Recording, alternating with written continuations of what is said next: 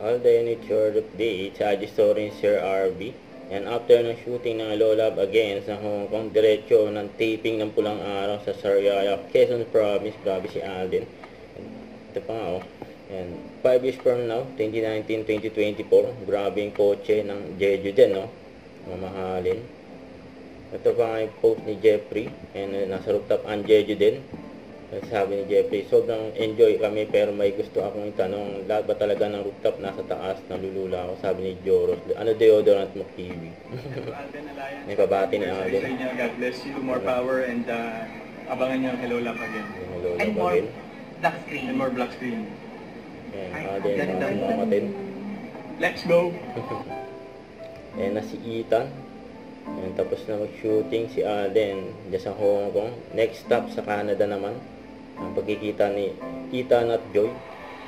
Ayan, Ethan is back and I'm still black. Ayan, IG story ni Alden. And about do sa scholar ni Alden. Ayan, top 5 pa nga.